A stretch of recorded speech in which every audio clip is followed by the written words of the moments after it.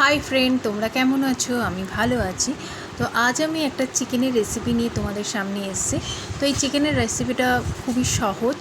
তো এই চিকেনের রেসিপিটির নাম হচ্ছে চিকেন ভুনা মশলা কারি। তো এটা রান্না করতে গেলে আমাদের প্রয়োজন ফার্স্টে আদা, রসুন, কাঁচা লঙ্কা ভালো করে আমরা পেস্ট করে নিলাম। তো সেটাকে ভালো করে আমরা চিকেনের সাথে একটা ম্যারিনেট করে নিলাম। এবার গোটা একটা লেবু নিলাম, সেটাকে সেই রসটা আমরা চিকেনের মধ্যে দিয়ে দিলাম। সেটাকে ভালো করে ম্যারিনেট করে 15-20 মিনিটের জন্য একটা আলাদা পাত্রে আমি রেখে দিলাম ঢাকা দিয়ে। তো এরপর আমাদের প্রয়োজন একটা থালার মধ্যে আমি কী নিলাম। প্রথমে তেজপাতা, কাস্তুরি মেথি, এলাচ, দারচিনি, গোলাপ পাতা, গোলমরিচ, শুকনো লঙ্কা। তো এগুলো দরকার। আর এই পাশে আমি পেঁয়াজগুলোকে আমি কুচি কুচি করে কেটে রাখলাম, কারণ এটা পেঁয়াজের উপরে রান্নাটা, ঠিক আছে? তো এই রান্নাটা খুবই টেস্টি, রান্না করে তোমরা দেখতে পারো, খুব ভালো খেতে। বাড়িতে যদি কোনো আত্মীয় পরিজন আসে তো এই রান্নাটা করতেও পারবে, আর খুব সহজ। তো যাই হোক, এর সাথে আমি এটা আলাদা করে আমি দই কিনে নিয়ে এসেছিলাম দোকান থেকে। সেই দইটা আমি একটা বাটির পাত্রে ঢেলে রেখেছিলাম। তো এবার আমি ফার্স্টে কী করব, যে মশলাগুলো আমি তোমাদের দেখালাম সেগুলো আমি প্রথমে কড়াইয়ের মধ্যে দিয়ে দিলাম। তেল দিয়ে তেলটা গরম হওয়ার পর আমি সমস্ত মশলাগুলি দিয়ে দিলাম। এবার খুন্তি দিয়ে ভালো করে নেড়েচেড়ে নিলাম। তো এটা নেড়েচেড়ে নেওয়ার সাথে সাথে তারপর আমি পেঁয়াজ কুচি করে যেগুলো রেখেছিলাম সেই পেঁয়াজগুলো আমি দিয়ে দেব। তো দেখতে পাচ্ছ যে আমি রান্নাটা করছি।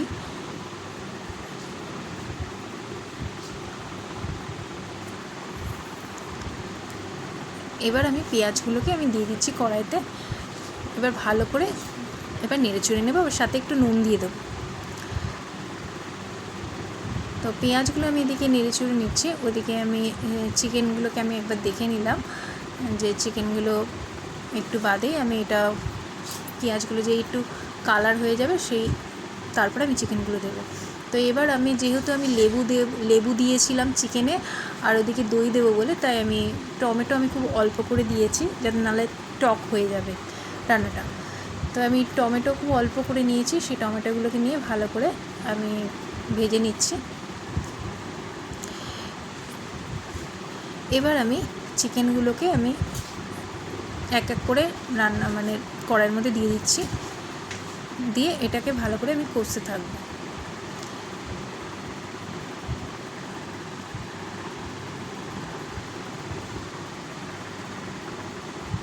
এবার চিকেনটাকে ভালো করে আমি কষবো, যাতে চিকেনটা যখন আস্তে আস্তে যতক্ষণ না জল বেরিয়ে আসে ততক্ষণ আমি এটা কষতেই থাকবো, কারণ এটা সমস্তটাই পেঁয়াজের বেরেস্তাটার উপরেই পুরো নির্ভর করছে চিকেন রান্নাটা।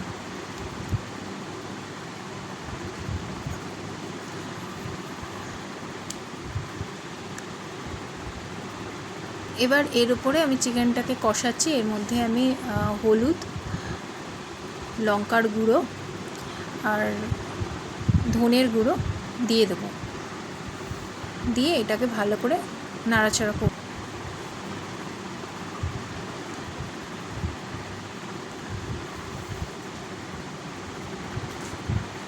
তো আমি সানরাইজের লঙ্কার গুঁড়ো দিয়েছিলাম। রান্নার রঙটা একটু লালও হবে। আমি বেশি লঙ্কার গুঁড়োও দিইনি, কারণ ওইদিকে কাঁচা লঙ্কা, শুকনো লঙ্কা অনেকটা দিয়েছি বলে। আর খুব আমি অল্প পরিমাণ তেল দিয়ে করেছি, কারণ আমি বেশি তেল দিয়ে রান্নাটা করিনি। তোমরা চাইলে তেল বেশি দিয়ে করতে পারো, কিন্তু আমি তেলটা একটু কম দিয়ে রান্নাটা করেছিলাম। তো এদিকে মাংসটা আমি কষিয়ে নিচ্ছি ভালো করে।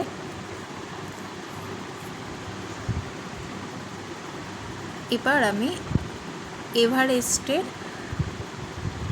চিকেনের মশলা আমি দোকান থেকে কিনে নিয়ে এসেছিলাম, সেটা আমি দিয়ে দিলাম। দিয়ে এটাকে আমি নাড়াচাড়া করতে থাকছি।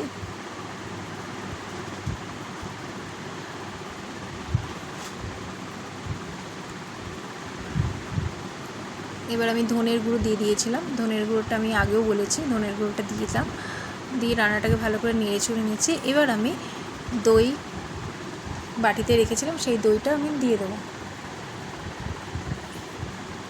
এবার দইটা দিয়ে ভালো করে আমি চিকেনটাকে ভালো করে খুন্তি দিয়ে নেড়ে চড়ে নিলাম, যাতে দইটা পুরো ভালো মতন চিকেনটার সাথে লেগে যায়। এবার যতক্ষণ না এবার ওটাকে কষাতে কষাতে আস্তে আস্তে একটা হালকা মিডিয়াম একটু মানে জল মতন বেরোবে, মানে দইয়ের মানে রান্নার একটা, তো সেটা আস্তে আস্তে এবার করতে করতে আমি গরম জল নিয়ে, মানে আমি হালকা উষ্ণ গরম জল আমি নিয়েছিলাম, সেটা আমি দিয়ে দেবো। কাস্তুরি মেথি এরপর দিয়ে দেওয়া হবে, কাস্তুরি মেথিটাও দিয়ে দিয়েছিলাম। এই যে আস্তে আস্তে একটু একটু জল ছাড়ছে, তোমরা দেখতেই পাচ্ছ।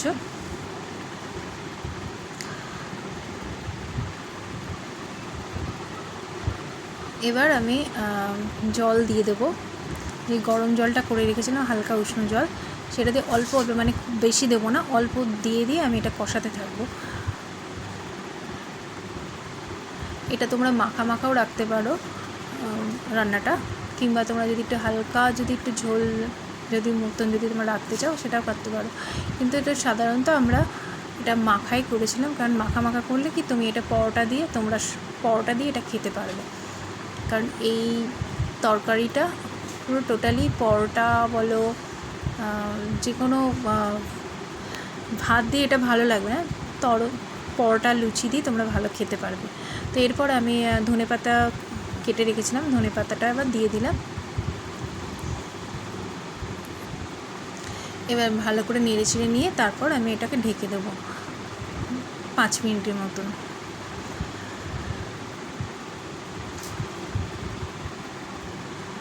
তোমরা দেখছো রান্নার কালারটা খুব সুন্দর এসছে, আর অসাধারণ সেন্ট এসেছিলো, মানে সবাই বলছিলো, আর খেতেও খুব টেস্ট হয়েছিল।